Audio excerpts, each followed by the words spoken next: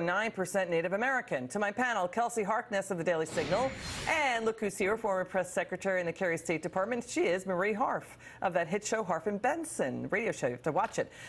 First to you, Kelsey. The Cherokee Nation responding to Elizabeth Warren. They sound pretty upset, Kelsey. They're saying, quote, it makes a mockery out of DNA tests and its legitimate uses. It's dishonoring legitimate tribal governments and their citizens.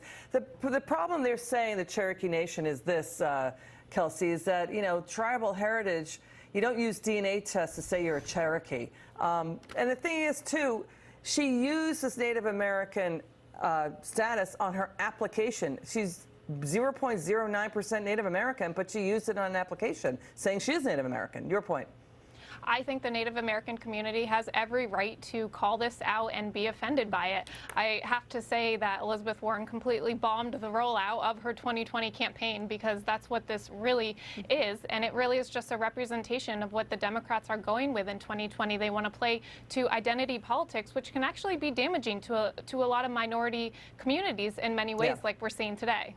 Your quick take on it, Marie, because we want to move on to Hillary Clinton. What's your reaction to the story?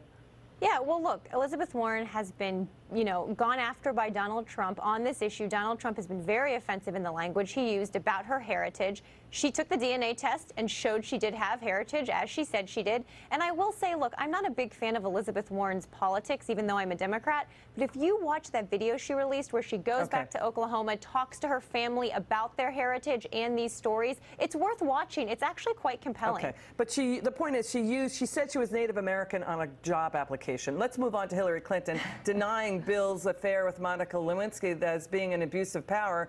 Hillary Clinton said that basically Monica Lewinsky, Kelsey, was an adult. It should be pointed out that Monica Lewinsky at that time was just 7 years older than Chelsea Clinton.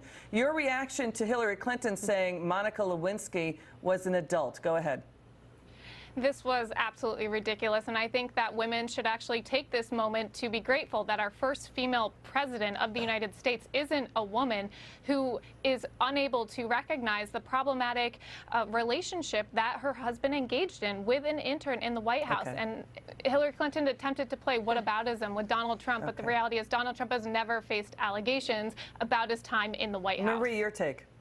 Look, Bill Clinton is the one who needs to answer for what he did, period. And I am sick of having Hillary, or quite frankly, when Melania Trump got asked about the accusations against her husband. What if you had a 22-year-old daughter? Wait, Marie. What if you had a 22-year-old daughter, right? A 22-year-old daughter or a niece and Bill Clinton was 49 years old and had sex with her, and then your daughter or niece got victimized by Hillary Clinton. How would you feel about that? I would feel horrible. And look, Liz, I think that Hillary Clinton, I don't think she's always answered these questions perfectly, but she's also, in the public eye, had to deal with this as a wife and as a mother. So the men are the ones that need to answer for this. The men are the ones who need to answer for their behavior, not the women. How about Hillary Clinton just saying it was wrong? It was wrong. Well, why don't we ask Bill Clinton about it, Kelsey, and not Hillary? Quickly.